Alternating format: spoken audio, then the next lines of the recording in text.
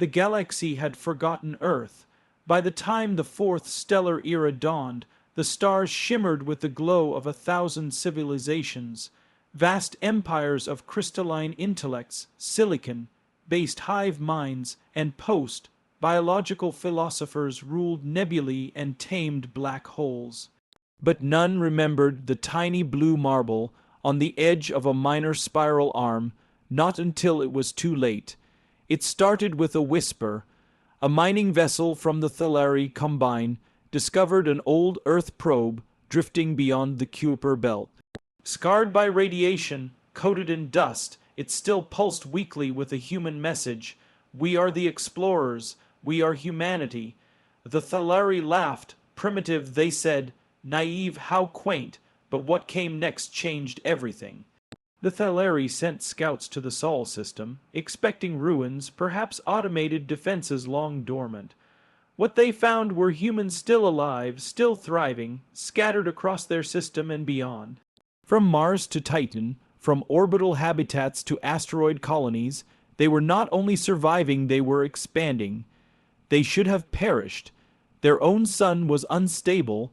Their planet had weathered centuries of ecological collapse, resource wars, and near-AI apocalypses.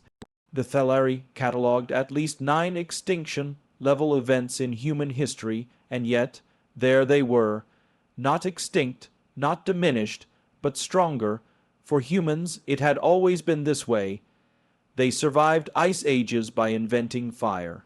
They survived plagues with medicine, swords with gunpowder, and bombs with bunkers. When nature fought them, they built. When the universe tried to end them, they adapted, and when they failed, they learned. Other species evolved cautiously. They calculated odds. They feared risk. Humans charged headfirst into storms. Their brains, riddled with emotions and impulse, made them unpredictable. A Thalari historian would later say, they are illogical creatures guided by gut and heart, and that is their greatest weapon. Legends spread across the stars. A human engineer once sealed herself inside a failing fusion core, manually venting pressure for 8 hours so her crew could escape and lived. A soldier on the Centauri frontline was shot 3 times by a plasma repeater and still crawled forward to drag his wounded partner to safety. Entire colonies built on toxic moons learned to breathe poison, adapt nanotech, and turn death into research. The galaxy called it madness. Humanity called it Tuesday. There was no single reason for it. Biology played a part dense bone structure, redundant organ function, and neuroplasticity unmatched by most species. Culture mattered too, a history of myth and martyrdom, of hero worship and rebellion, of celebrating those who refused to quit. But at the core of human resilience was a simple truth: they didn't know when to stop. Where other species would surrender, humans got angry. When others retreated, they regrouped. When others mourned, they rebuilt. And sometimes, just sometimes, when everyone else died, a human stood up again. So when the galaxy found them again, they weren't surprised that Earth had survived. What shocked them was how Earth had changed. It was no longer just a world, it was a memory, a myth, a symbol carved into every outpost and station. Remember Terra, the graffiti said, from ashes fire. Even those born on alien worlds called themselves Terran. The galaxy learned too late. Humanity had been forged in extinction and came out tempered, not broken. They didn't need an empire to rule. They only needed time and something worth fighting for. And in a galaxy growing cold with logic and sterile peace, the fire of human resilience burned brightest of all. They came with precision. The Varnak Dominion apex predators of the Orion Spur were conquerors without equal. A species bred for war, armed with thought-guided plasma weaponry and command ships the size of cities. They had never lost a campaign. To them, war was not desperation, it was mathematics. You calculated overwhelming force, applied it, and waited for surrender. So when the Dominion discovered humanity expanding beyond their forgotten corner of the galaxy, they launched a campaign. No negotiation, no diplomacy, just conquest. They thought it would be a formality. On the first day, 20 Varnak dreadships entered the Sol system. Their weapons burned through Martian orbitals in seconds. Titan's shipyards were shattered. Earth's satellite grid went dark. Thousands died in the first hour. And yet humanity did not collapse. In fact, they got angry. The Varnak expected screaming. What they got were coordinated counterstrikes. Civilians evacuated through emergency jump gates. Hackers in abandoned Earth bunkers infected Varnak systems with centuries-old ransom, where written in dead languages the Dominion had never seen. Spaceports reactivated war machines from 100 years of Cold War stockpiles. Ancient orbital cannons, powered by fusion cores, long thought obsolete, roared back to life. And Detroit became a war zone. The city was a fortress built from centuries of surviving itself, riots, collapse, rebirth. Its people didn't flinch. Mechanics converted auto plants into tank foundries. Cybernetic veterans lined rooftops. Retired engineers turned AI assistant programs into guerrilla targeting systems.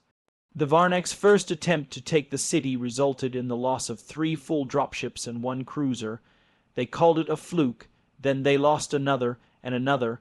By week 2, the Varnak generals were puzzled. They had destroyed Earth's orbital superiority, fractured their communication systems, and devastated their fleet. And yet, the humans kept fighting, not just with weapons, with ideas. Humanity didn't have central command anymore, but they didn't need it. Local resistance cells used decentralized networks to coordinate. Civilian scavengers fed tactical data to rogue satellites. Even children carried messages encoded in nursery rhymes, impossible to decode unless you'd lived a Terran childhood. The Varnak couldn't adapt. Their empire was built on structure, hierarchy, and predictability. They couldn't fathom enemies who refused to fight by the rules, who fought with rage and ingenuity instead of strategy. They expected soldiers. They got inventors, hackers, ex-cons, students, janitors, all fighting like demons. And when the Dominion began to retreat, humanity did not stop at defense. They pursued. Captured tech was reverse engineered in days. Terran hackers rewired Varnak AI protocols to turn on their masters. A single pilot known only as callsign Wraith boarded a Varnak battleship solo and triggered its self-destruct from the bridge. Urban legends said he walked out of the wreckage with a broken leg and a middle finger raised to the sky. The final battle happened over Europa. It should have been the Varnak's last stand. Instead, it was their rout. Human fighters, patchworked with alien engines and held together by duct tape and desperation, broke their formation in less than an hour. The Dominion's high command was captured, not executed, but shown the ruins of what they'd tried to conquer. You thought we were weak, the human general told them, because we bleed. You didn't know that we keep fighting even after we're dead. That invasion, swift, brutal, and humiliating, was the first time in Dominion history they'd surrendered. Galactic historians would mark that moment as a turning point. The humans weren't just survivors. They were contagions of defiance. You couldn't kill them because they refused to believe in defeat. The Varnak left Earth, but Earth would never leave the galaxy again. The Dominion couldn't understand it. After the failed invasion, they spent decades trying to dissect their loss. Their warriors had strength. Their ships had power. Their AI systems were centuries ahead. Yet the humans, fragmented, chaotic, underpowered, had not only survived, but somehow gained ground. What they failed to calculate was the most dangerous force humanity wielded: curiosity. To the Varnak, knowledge was something acquired and archived, a static concept. They gathered information to maintain order, to solidify doctrine, but humans questioned everything, not just the enemy themselves, the battlefield, the stars, even reality. It started with captured Varnak tech. Most species would have spent generations reverse engineering it with caution, not humans. By the time the last Dominion cruiser limped home, human scientists were already pulling apart alien plasma rifles like curious kids with a new toy. And it wasn't just the military. Civilians got involved. Hackers posted schematics on underground networks. Universities conducted live dissections of alien drones, streaming them for millions. Children asked why gravity plating couldn't be miniaturized. An 18-year-old girl in Lagos actually made it happen. Every Varnak data archive cracked became a seed for innovation. Star drives were modified. Gravity wells turned into energy sources. Terraforming protocols were rewritten by Earth ecologists who had spent their lives fighting climate collapse. The question wasn't can we? It was why haven't we already? Within a decade, humans had leapfrogged centuries of development, not because they had better tools, but because they kept asking how to make those tools better. When Dominion scientists visited Earth after the armistice, they were horrified. The humans had reprogrammed their own biology. Some had replaced failing organs with nanite swarms. Others were experimenting with consciousness backups not for safety, but to see what would happen. Even their military had changed. Human soldiers weren't just trained anymore, they were educated in alien philosophy, psychology, chaos theory. Every commander had a motto: ask more, understand faster, win smarter. One Dominion scholar once asked a human general, "Why do your people risk destabilizing yourselves with endless questioning?" The general simply smiled, "Because we've been doing that since fire. If we stopped, we'd still be living in caves." That same general later led a campaign to liberate a Dominion-controlled planet not with weapons, but with information. Human operatives snuck in, distributed stolen Dominion history archives to local populations, and within months, entire cities were revolting. No bombs, just truth, just curiosity planted in the minds of those who had never dared to ask what else is out there. The galaxy took notice. Ruling empires that had stood for millennia began to fracture. Varnak colonies splintered into independent worlds, not because humans forced them to, but because once you showed someone a forbidden door and told them they could open it, they never forgot. The humans didn't spread because they wanted power. They spread because they couldn't stop exploring, couldn't stop asking, and that terrified the galaxy more than any weapon ever could, because you can fight an army, but how do you fight a question that never dies? They called it the Sol moment, not in honor, not in celebration, in fear. It was the moment the galaxy understood it was too late. Humanity had already passed the point of no return, and with them, the stars were shifting in ways no empire could predict or control.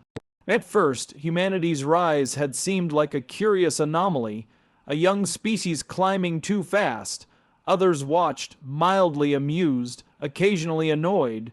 Treaties were signed, warnings issued, borders tightened. But none of it mattered, not anymore. The Sol moment came quietly, not with a bang, not with a battle. It came with a broadcast, a transmission, short and simple, echoed across galactic space. It originated not from Earth, but from an uncharted human research station orbiting a black hole in the tranquil Verge, a system long declared unstable and avoided by all sane navigators. Test successful. Time dilation stabilized, awaiting further instructions. Those 6 words sent shockwaves through the Galactic Council. Time manipulation, by humans, every major species had toyed with it. Every major species had failed. Temporal instability was an established scientific boundary, a red zone of cosmic law. To breach it wasn't just a danger to one system, it was a threat to reality's fabric. Within days, emergency meetings were convened, spy probes were launched, counter operations greenlit, but by the time they arrived, the humans were gone. What they left behind was a blueprint etched into gravitational echoes, instructions for any species brave or reckless enough to replicate the experiment. The message was clear: we've broken through. Follow if you can. That was the moment the rest of the galaxy finally looked inward and realized they were too late. You see, humans had always worked differently. They didn't wait for permission. They didn't ask whether the universe should allow something, they asked how to make it happen. While other species built monoliths and governments, humans built outposts on asteroids and uploaded their minds into machines. They didn't just travel through space, they colonized the very laws that governed it. It wasn't warships that made the galaxy shudder. It was the knowledge that humans were experimenting with causality itself, that they had disappeared into black holes not in fear but in pursuit, and worse, that some of them were coming back changed. Reports surfaced of ships flickering in and out of phase, of planets where time passed differently, entire cities aging a century in days. And at the center of it all, always, was humanity. A species that once stared at the stars with wonder now shaped them like clay. And the galaxy, for all its fleets and empires, could do nothing but watch, because it wasn't about territory anymore. It wasn't about battles, or diplomacy, or treaties. It was about pace, trajectory, direction.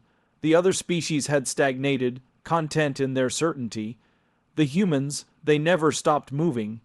Even now, the Sol system stood as a paradox, defended not by walls, but by impossibility. Ships that returned from the boundary reported different timelines, altered memories, data that contradicted physical laws. One Dominion ship claimed to see Earth glowing blue, surrounded by a halo of light, as if suspended in multiple moments at once. No one knew what the humans were doing in there, only that it was too late to catch up. They had crossed the threshold, and once a question has been asked, what lies beyond the end? It cannot be unasked. That was the Sol moment, the moment the galaxy realized humanity was no longer a species. They were a singularity.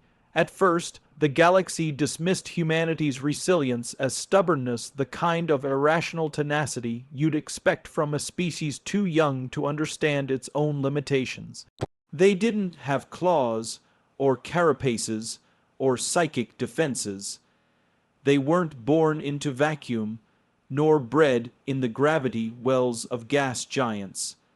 By all logic, they should have perished when they left their cradle.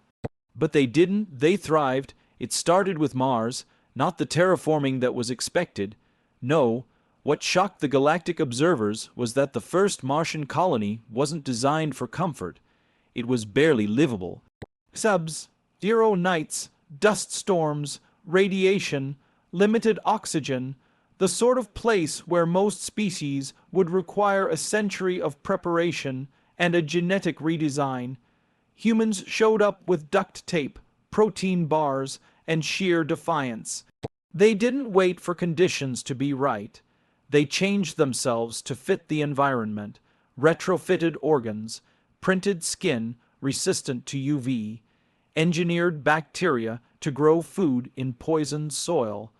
Other species watched in horror as humans evolved, not in millennia, but in years. And when they weren't adapting biologically, they were adapting psychologically. War veterans returned from alien jungles filled with toxins that shattered the minds of their own allies, and humans adjusted. They didn't just survive PTSD, they turned it into stories, into art, into cautionary manuals that the next batch of explorers read and learned from. A species that breaks and learns from the break that was the real danger. The real fear. Then came the ice moons of Firaxis. No species had ever stayed there longer than a few cycles. Too cold, too lonely, the darkness seeped into you, the stillness slowly unspooling the mind. One by one, attempts at colonization ended in madness, until the humans arrived. They didn't fight the cold, they embraced it, built communities underground, sang songs to keep time, invented new holidays to break up the monotony. One moon colony even developed its own cuisine, based on subterranean fish and fermented algae, a dish now popular among several nearby sectors. When a curious Atresk diplomat visited the human outpost, he asked one of the colonists, "Why stay here? There are warmer places, easier places." The woman had laughed, "Because this place needed us. No one else could make it home, so we did." That's when the Atresk wrote his report to the Galactic Council. One line stood out: humans do not colonize. They claim suffering and turn it into strength. But it wasn't just their physical or mental elasticity that was unnerving. It was their moral adaptability. Other species operated on strict doctrines, philosophies honed over millennia, but humanity. Their ethics shifted in context. They could be noble or ruthless, merciful or merciless.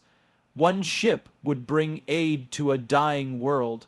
The next would firebomb a slaver colony without hesitation.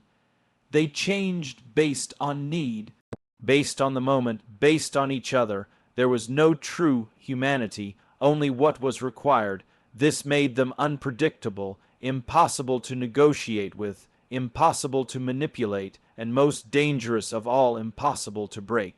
Because every failure taught them something, every loss reshaped them, every alien toxin, atmosphere, ideology they absorbed, understood, and evolved. Empires crumbled trying to suppress them, but you can't conquer a species that turns every defeat into a new beginning. You can only watch as they learn, adapt, and rise again. Long after the last war ended and the ashes of countless empires settled into stardust, there came a silence, a fragile peace held together not by treaties or fear, but by the memory of them. Humanity, in the farthest sectors of the galaxy, elders still whispered their name like a cautionary tale told to reckless younglings. Do not awaken the humans. To others, the same name was spoken with reverence, like the breathless awe of those who'd seen miracles walk on two legs. The galaxy hadn't recovered, not really. Cities had been rebuilt, new alliances formed, but the psychological scar of humanity's rise and what it meant remained etched into the very fabric of galactic culture. After all, peace hadn't come from diplomacy. It had come because the humans had shown what happened when the weak were pushed too far.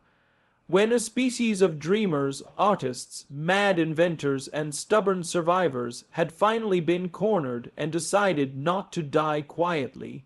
When the Varn Dominion collapsed under the weight of a single human-led counterstrike, it wasn't just a victory, it was a warning.